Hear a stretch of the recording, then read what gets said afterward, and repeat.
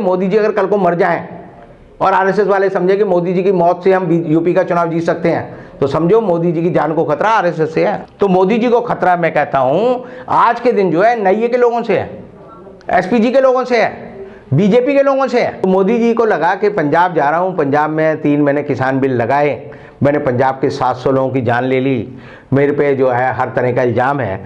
तो मोदी जी का ही litmus test था। मोदी जी को पता है कि इमोशनल आप जब बन सकते हो जब आप विक्टिम कार्ड खेलो कि मैं जो हूँ बेसहारा हूँ।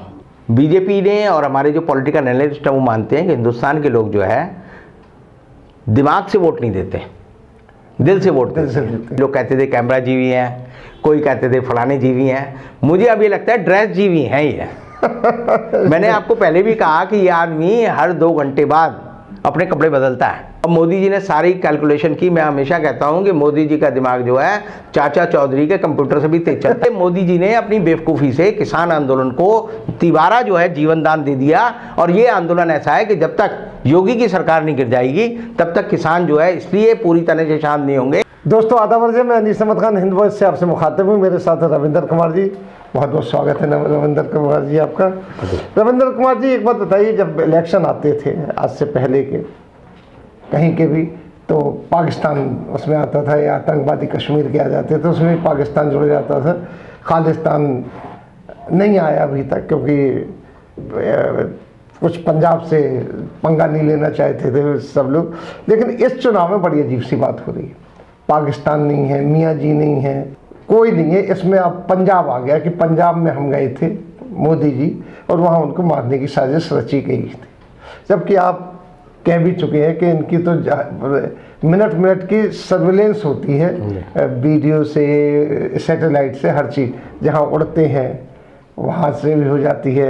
नहीं रास्ते वास्ते सब, और जिस तरीके से बताया कि इनके तो जिस हेलीकॉप्टर से उतरना तो 5 बार एक किस्म से एक ही कर चुका था सारी चीज़ें। तो अब इन्होंने देश पे खतरा डालने लगा। पूरा देश हमारे, यानी पंजाब हो गया, उसके बाद छत्तीसगढ़ भी, जितने भी स्टेट भाजपा के नहीं है वहाँ से इनके खिलाफ साजिश चल रही है जी।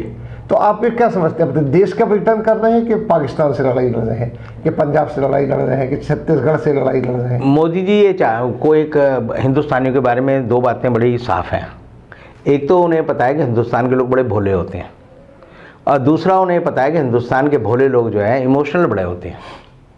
क्योंकि आरएसएस इस बारे में आकलन करता रहता है।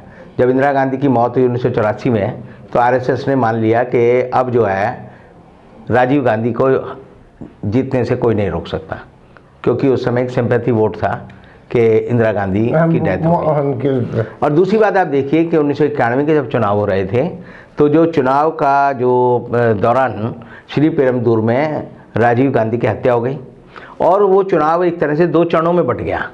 पहले चरण में जो वोट मिले वो कांग्रेस को कम वोट मिले, और लेकिन दूसरे चरण में यानी राजीव गांधी की हत्या के बाद वाला जो चरण था उसमें कांग्रेस को बम्पर वोट मिला था। तो कांग्रेस के इस दोनों चीज़ों से बीजेपी ने और हमारे जो पॉलिटिकल एनालिस्ट हैं वो मानते हैं कि हिंदुस्तान के लोग जो है दिमाग से वोट नहीं देते, दिल से वोट देते हैं। इसीलिए आप देखेंगे कोई भी आदमी जब मर जाता है तो उसकी विधवा हो, उसको टिकट दे दो वो जीत जाता है, उपचुनाव होता है तो उसके बेटे को दे दो तो जीत जाता है, उसकी बेटी को दे दो तो जीत जाता है। वो सारे गुण अवगुण सब भूलकर कहते हैं जी इसका बेचारे का बाप मर गया तो चलो वोट दे देते हैं, इसकी बीवी मर गई तो इसके पति को वोट दे देते हैं। तो हमारा जो जनमानस है, वोटर जो है वो इमोशनल है, और मोदी जी को पता है कि इमोशनल आप जब बन सकते हो जब आप विक्टिम कार्ड खेलो कि मैं जो हूँ बेसहारा हूँ। ये बात देखिए माउंटबेटन ने भी पहचान ली थी, और उन्होंने जिन्ना के बारे में एक बड़ी विचित्र बात कही थी कि जिन्ना इतना शैतान आदमी है तब ऐसा कर सकता है कि जिन्ना के बारे में उन्होंने ये कहा कि अगर जिन्ना अपने माँ बाप का कत्ल कर दे तो उसके बाद भी वो आके कहेगा कि मेरे ऊपर रहम होना चाहिए क्योंकि मैं अब यतीम हो गया हूँ। कि यतीम हो गया हूँ आदमी जो है, सिंपैथी तो होती है, सिंपैथी। हमारे लोग जो है ना वो अकल से काम नहीं करते, भावनाओं में बहकर ज़्यादा काम करते हैं।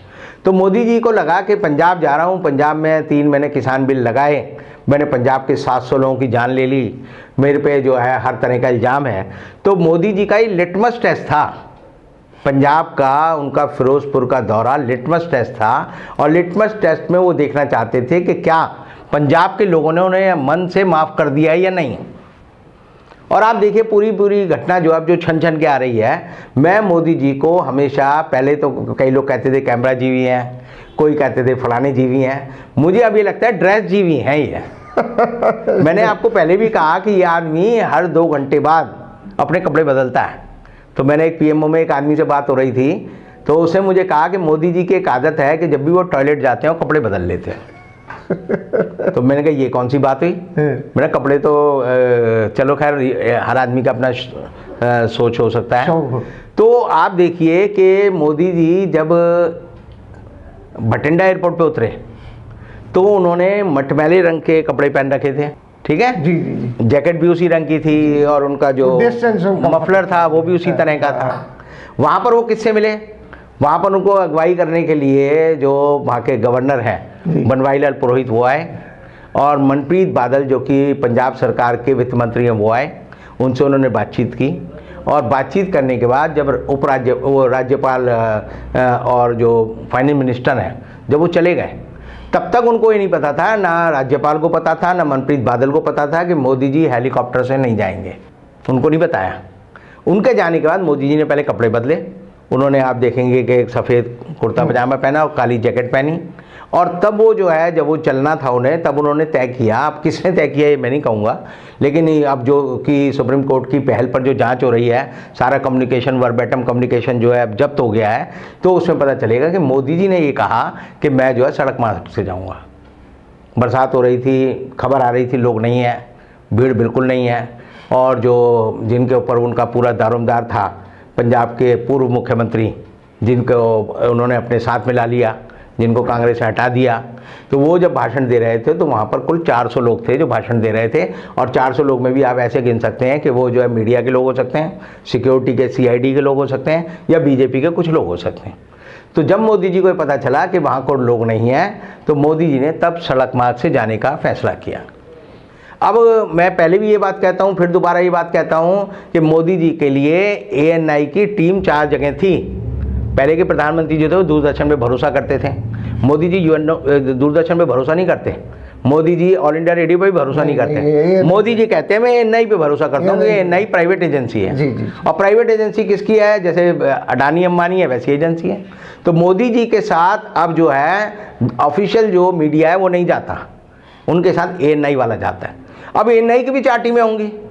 एक टीम तो वहाँ थी जो भटिंडा एयरपोर्ट पे थी कैमरा वैमरा लेकर, एक टीम जो वो थी जो कि हुसैनीवाला में जब भगत सिंह, सुखदेव और राजगुरु की समाधि पे जाते तो वहाँ थी, एक तीसरी टीम थी जहाँ उन्हें फाउंडेशन करनी थी, और चौथी टीम वहाँ थी जहाँ पर उन्होंने फिरोजपुर में जो है भाषण देना था। अब वो जो टीम जो थी हुसैनीवाला की हुसैनीवाला में रह गई, PG वाली PG में रह गई, और फिरोजपुर की फिरोजपुर में रह गई।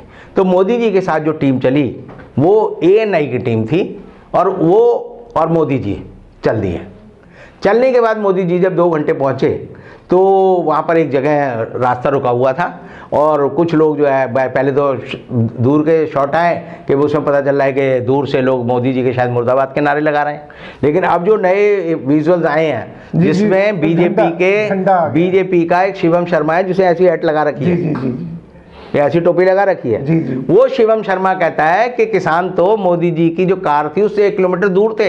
हाँ, वो उसका बयान आया है पहले, उसे बयान देके सारी पोल खोल दी कि किसान तो 1 किलोमीटर दूर थे और मोदी जी जो है हमारे सामने थे, और हमने मोदी जी के जिंदाबाद के नारे लगाए, हमें SP जी ने कुछ नहीं कहा। तो SP जी ने कुछ नहीं कहा, 20 मिनट मोदी जी रुके, और मोदी जी ने सारी कैलकुलेशन की। मैं हमेशा कहता हूँ कि मोदी जी का दिमाग जो है चाचा चौधरी के कंप्यूटर से भी तेज चलता है। उन्होंने सारी गणना कर ली कि 1 बजे हैं, 1 बजे से तो यहाँ वहाँ तक पहुँचूंगा, अभी जो है तकरीबन 50 किलोमीटर और दूर जाना है, वहाँ पर भीड़ आई नहीं है, वापस लौटूंगा तो फिर 3.5 घंटे जर्नी करनी पड़ेगी, 7 बज जाएंगे, और 7 बजने के बाद जो है एयरपोर्ट से, क्योंकि एयरपोर्ट सेना का है, वहाँ से हवाई जहाज जो है उड़ान नहीं भर सकता, तो उड़ान नहीं भर सकता तो मैं तो यहीं अटक जाऊँगा। तो अब उन्होंने तय किया कि इस चीज़ का भी बेनिफिट क्यों नहीं उठाया जाए। मोदी ने कहा था ना जब सर्जिकल स्ट्राइक कर रहे थे कि मुझे एयरफोर्स के लोगों ने कहा कि बादल हैं तो बादलों का फायदा उठाया, तो बोले मैंने उनको कहा कि अगर बादल हैं तो उनके रडार को हम धोखा दे सकते हैं, और इसका बेनिफिट उठा सकते हैं। तो मोदी जी ने जो बेनिफिट उठाने के लिए किया तो उन्हें लगा, तभी उन्होंने गणना कर ली थी कि मोदी जी से गलती हो गई, लेकिन गलती इसलिए हो गई क्योंकि मोदी जी सतत जो है एसपीजी की निगरानी में रहते हैं।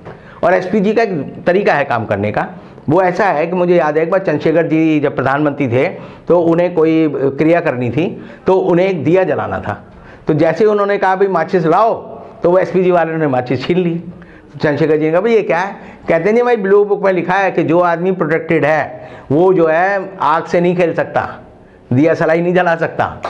तो उन्होंने उनको नहीं जलाना कानून है उनके। तो इसलिए एसपीजी की सतत निगरानी में रहता है प्रोटेक्टेड जी। कि अगर एसपीजी का प्रोटेक्टेड चाहे कि अपने को मैं जो है खुद जो है सेल्फ इन्फिक्टेड कोई अपने को घाव वाव मार लूँ तो वो भी नहीं मार सकते।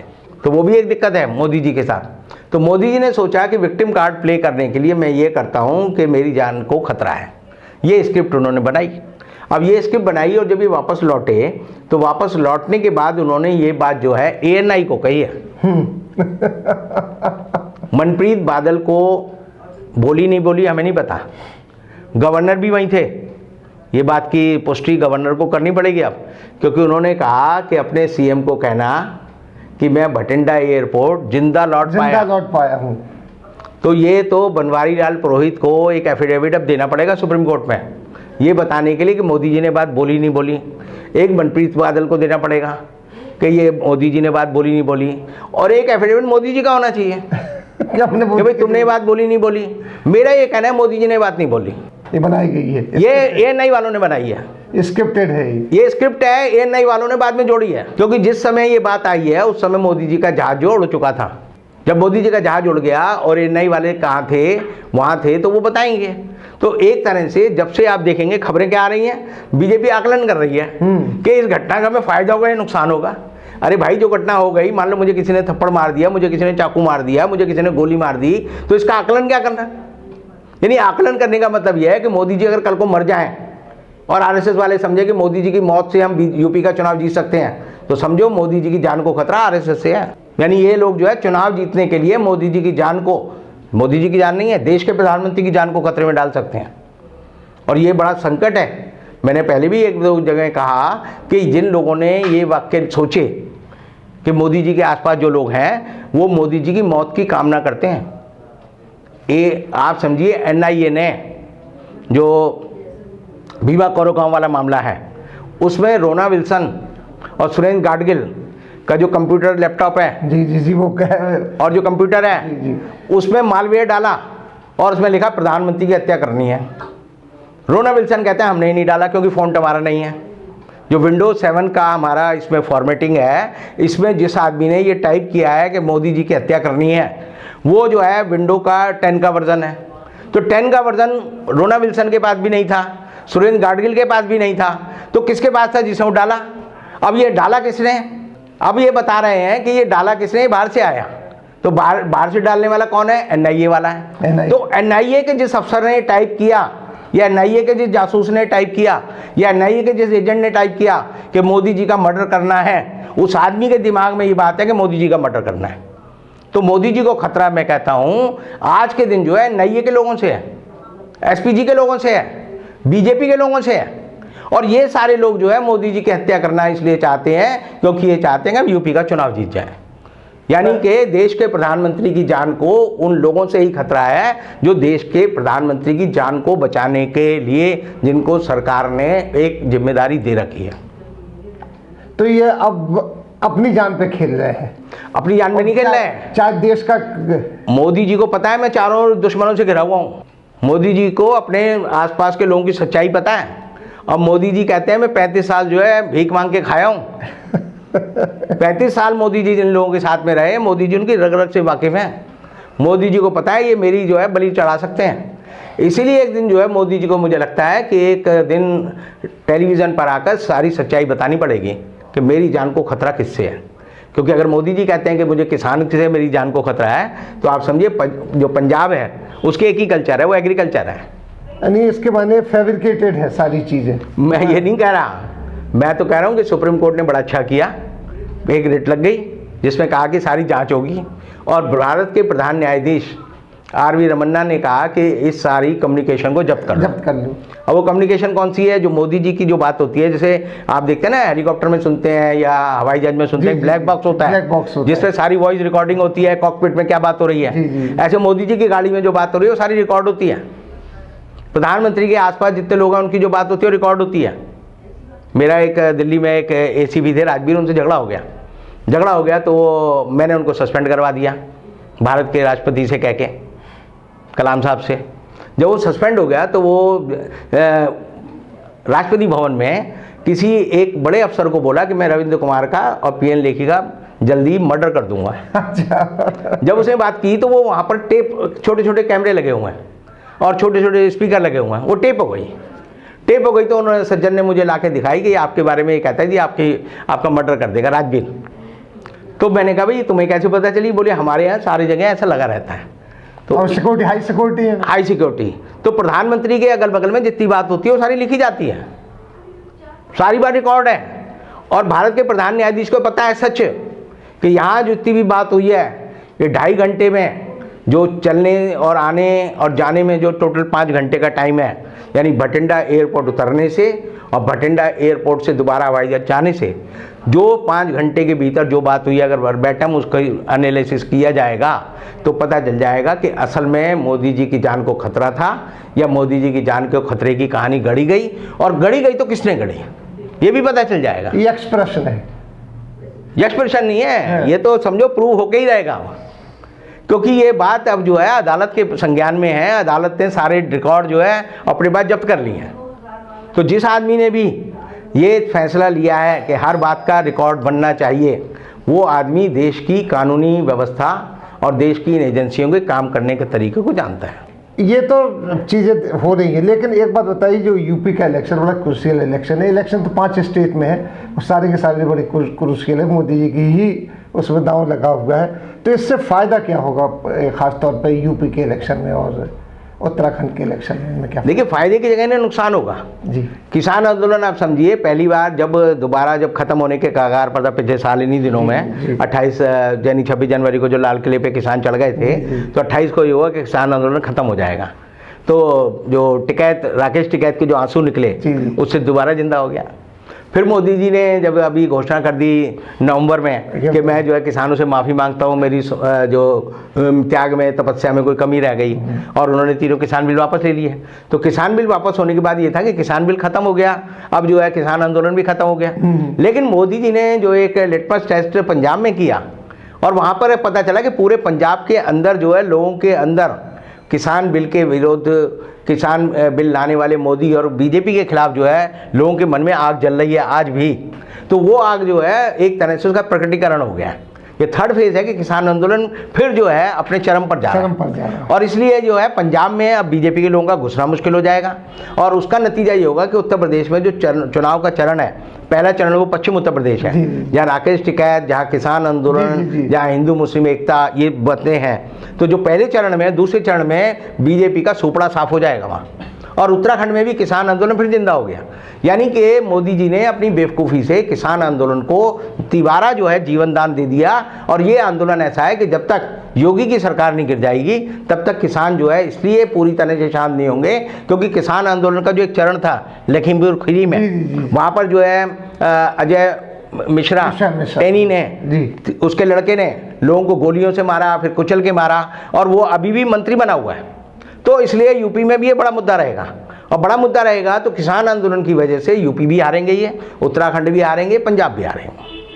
बहुत बहुत शुक्रिया आपका और इस एनालिसिस का। अगले किसी अंक में फिर रविंदर जी के साथ मुलाकात होगी।